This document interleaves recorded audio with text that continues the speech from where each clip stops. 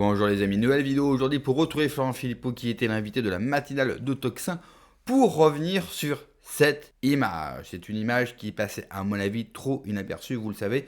J'en parle dans mes vidéos à ce sujet et le sujet est l'élection présidentielle de 2027 car il est fort possible que cela ne se passe pas comme prévu. Mais juste avant de l'écouter comme d'habitude, n'oubliez pas de vous abonner, le pouce, le commentaire, le partage, le boost de la vidéo. Merci à tous ceux qui me soutiennent sur Tipeee, sur Patreon. Vraiment merci du fond du cœur. Vous avez tous les liens en description sous la vidéo. Allez, on l'écoute, on en parle juste après. Et vous dites, bon, ce n'est qu'une photo, on ne peut pas en tirer un élément plus fort que cela, mais on a d'autres éléments à côté qui viennent corroborer cette impression que livre cette photo. Je voudrais quand même... moi, je pense que vous avez quand même eu raison de vous arrêter sur cette photo parce que ce sont quand même des symboles et on sait très bien qu'ils nous parlent à travers des symboles et ce ne sont pas des signaux faibles, ça devient des signaux forts parce que vous l'avez dit, ça a été posté par le compte de l'Élysée, donc on n'est pas sur une photo volée ou quoi que ce soit, on est sur un message qui veut être passé. Hein. Bon. Déjà, ça, c'est quand même tous les messages, il faut les prendre, il faut les prendre, il faut les comprendre. Et il y a parfois même très souvent, enfin vous connaissez mieux le monde de la politique que moi, Florian Philippot, mais plusieurs degrés de compréhension d'un message. Un premier, voilà, je soutiens l'équipe de foot, je me considère comme le dernier maillon de l'équipe de foot, et le deuxième, 2027, puis il y en a peut-être même un troisième, je ne sais pas. Est-ce que sa tête particulière, vous l'avez dit, à la limite de la perversion, veut aussi dire quelque chose? Je ne sais pas, je pose ces questions-là. En tout cas, voilà, ce sont des signaux qui sont envoyés, donc il faut pas les laisser passer. Il faut les comprendre, les analyser et. Vous avez vu la tête quand même. Enfin, que chacun prenne le temps, je vois que vous la diffusez à l'écran, de regarder sa tête, ce regard. Enfin, Trouvez-moi un président passé pour lequel on diffuse une photo officielle avec une tête pareille. Enfin, c'est un message. C'est un message. Il nous défie là. Pour moi, il y a un défi dans le regard. Il y a quelque chose. Je sais pas. Moi, je préfère. Il y a un côté maniaque un peu. Enfin, moi, je trouve inquiétant en tout cas. Il est inquiétant. Regardez, il est souvent inquiétant. Ou alors, vous avez raison. Il y a 3,5 grammes quoi. Mais bon, ça, c'est encore autre chose. Oui, alors c'est pareil. Pourquoi avoir diffusé une photo où il y a 3,5 grammes? J'y crois pas. Alors, dites-nous juste, nos chers auditeurs, dites-nous ce que vous en pensez vous sur cette photo. Quelle est la première impression que vous avez? Ça m'intéresse. Peut-être certains ont des éléments aussi.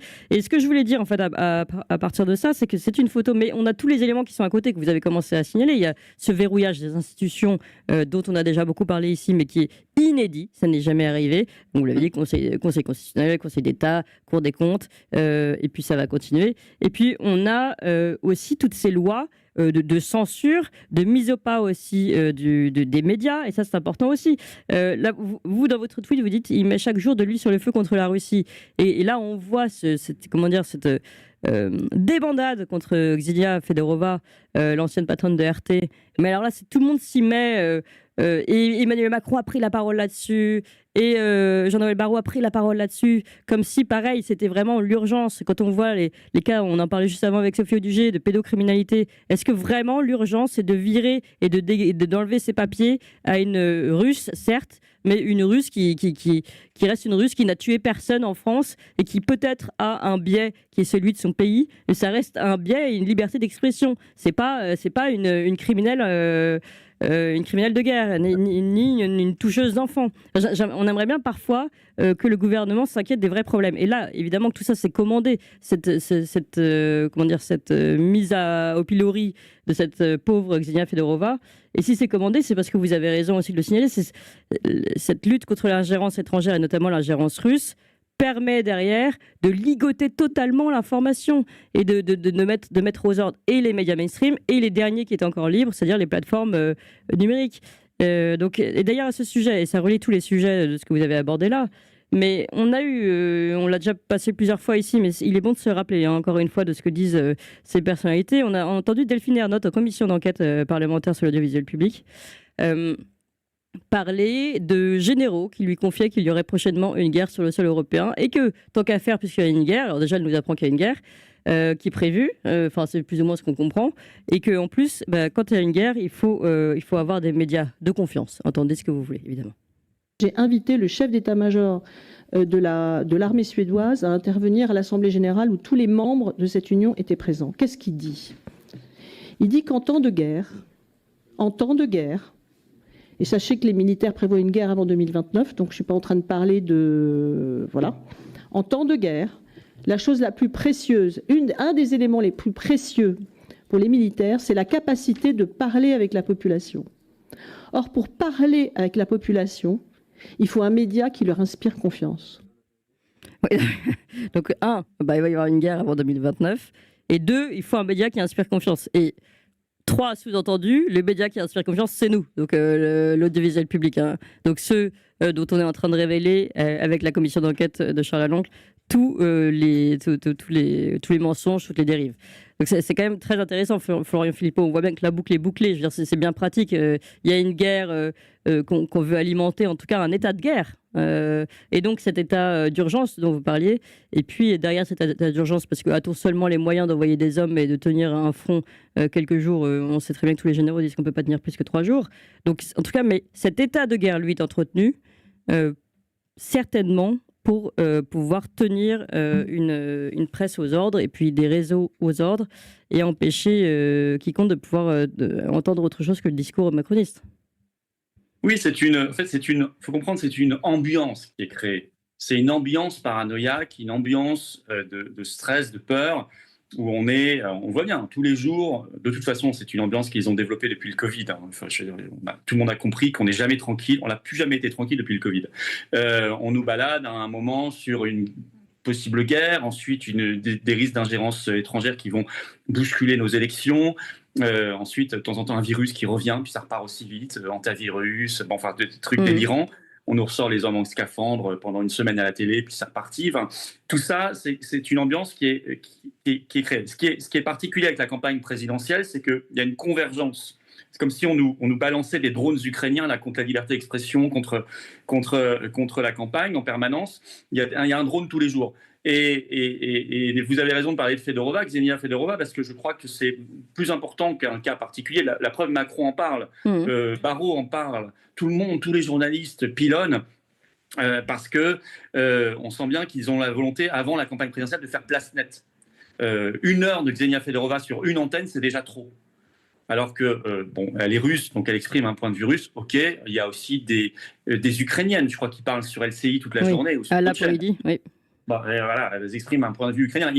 C'est un point de vue que je ne partage pas, mais il ne m'est jamais venu à l'esprit de demander leur censure ou qu'on les vire de France. Je n'ai jamais demandé ça, moi. Je suis quelqu'un qui respecte la liberté d'expression. Ça commence par respecter ceux qui ne pensent pas la même chose que moi.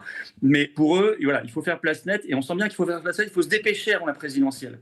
Comme il faut se dépêcher de faire voter, ils l'ont fait d'ailleurs, le pass numérique qui s'applique en septembre. L'interdiction des réseaux sociaux aux moins de 15 ans, mais qui est en fait un contrôle de tous, de fait. Et puis l'Union européenne nous a dit, nous, on fera une directive cet été pour généraliser ça au niveau de l'Union européenne. Et puis, cette semaine, le Cornu, ça a été confirmé ce matin par Politico, va faire une conférence de presse sur les ingérences étrangères dans la campagne. C'est ça. Et Macron va reprendre sa loi. Ils vont bientôt déposer la loi qui avait été annoncée en avril par Macron. Une nouvelle loi, il y en a déjà eu une en 2025, mais spécialement cette fois-ci sur les campagnes électorales, une nouvelle loi contre les ingérences étrangères. Donc et puis Alice Ruffo, je viens de reprendre son extrait sur mon compte X, la ministre déléguée aux armées vient de déclarer sur BFM, c'est pas une question de savoir s'il y en aura, mais des ingérences russes, c'est certain qu'il y en aura. Mais on sait réagir, dit-elle. On l'a vu en Europe de l'Est. Donc moi, j'ai pensé à la Roumanie tout de suite. Et puis, elle a dit, quand ça a commencé, on a fermé RT et Sputnik. Donc, on sait déjà que leur réponse, ça va être la censure, la fermeture, voire l'interdiction, voire l'annulation de l'élection. Donc, en fait, il y a un climat, une ambiance qui est créée, anxiogène, liberticide, mais avec concentration et accélération dans ce processus électoral. Voilà. Le problème, c'est qu'en face, nous n'avons pas d'opposition au Parlement pour dénoncer ça. Même au contraire, ils votent pour. Donc, c'est même pas du tout une opposition. Ils votent pour. Je parle du RN, LR, ils ont voté l'état d'alerte de sécurité nationale, ils ont voté le pass numérique, ils ont laissé passer tous le DSA au niveau européen. Donc, c'est le sujet. C'est pour ça que toute notre sphère se mobilise et les patriotes se mobilisent parce que on ne peut pas faire confiance aux oppositions parlementaires. Si vous me le permettez, je vais aller un petit peu plus loin. Il dit... Il n'y a pas d'opposition parlementaire par rapport à ce qu'il se passe. Il a totalement raison. Mais j'irai un petit peu plus loin. Il n'y a pas d'opposition tout court. Alors, on va me répondre, ben si, il l'a dit, les patriotes se mobilisent. Je le sais, j'en ai fait partie. Donc ça, effectivement, c'est très bien. Le problème, c'est que les patriotes ou d'autres personnes qui se mobilisent en France, et il y en a, eh bien, ils ne font pas le poids. Quand vous ne pesez rien, vous pouvez vous mobiliser. Ça ne veut pas dire qu'il y ait pour autant une opposition. Pour qu'il y ait opposition, il faut que vous ayez un poids politique et médiatique et aussi un poids par le nombre, ce qui n'est pas le cas aujourd'hui. Le plus dramatique par rapport à ce narratif de la peur et au danger, le danger c'est de voir Macron continuer, c'est qu'il n'y aura pas réellement d'opposition. Et s'il y a une opposition, à mon sens, elle viendra bien sûr de la gauche qui, elle, est prête à se mobiliser. D'ailleurs, si vous écoutez les hommes de Mélenchon depuis plusieurs semaines, plusieurs mois, qu'est-ce qu'ils vous disent ? Nous sommes prêts. Nous ne sommes pas prêts, bien sûr, à jouer le jeu de l'élection, mais nous sommes prêts à aller dans la rue et à jouer le chaos. Et face à ça, nous, on ne comprend pas, on ne comprend rien.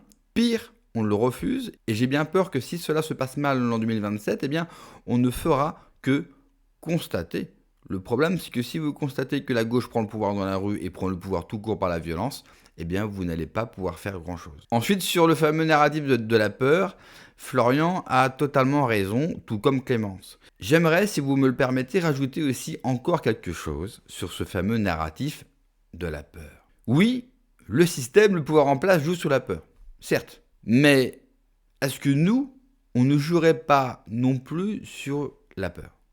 Quand vous regardez un petit peu les sujets traités et les titres, malheureusement, sans nous en rendre compte, ou pas, nous aussi, on joue à mon sens beaucoup trop sur la peur et on a du mal à avoir un message d'espoir et d'avenir. Alors c'est vrai que c'est compliqué d'avoir un message d'espoir dans cette noirceur, bien sûr, de l'actualité et de la France, mais je pense qu'il est quand même nécessaire de l'avoir. Pour finir, vous allez me dire, mais quelles sont les solutions pour lutter contre ça ? Je vais vous répondre, il n'y en a aucune. C'est-à-dire qu'à titre individuel, vous ne pouvez pas faire grand-chose par rapport à toutes les menaces qui vont bientôt arriver et qui seront bien sûr dressées contre nous. Car nous n'avons pas le pouvoir nécessaire de contrer cela. La chose que l'on peut faire, si à titre individuel, c'est au maximum être le plus autonome possible par rapport à la société et au monde dans lequel vous vivez. Et pour la censure sur Internet, si vous en avez les moyens de prendre Starlink, parce que n'oubliez pas, Starlink, c'est le réseau Internet d'Elon Musk, ça passe par les satellites. Ce n'est pas le même réseau que vous pouvez avoir avec votre box classique. C'est déjà un début, ce n'est pas extraordinaire, ce n'est pas suffisant, c'est vrai, mais aujourd'hui, nous n'avons pas les armes, tant bien sûr qu'une grande partie de la population ne se réveille pas. Merci d'avoir regardé la vidéo les amis, n'oubliez pas comme d'habitude de vous abonner, le pouce, le commentaire, le partage, le boost de la vidéo. Prenez soin de vous, que Dieu vous protège, allez ciao.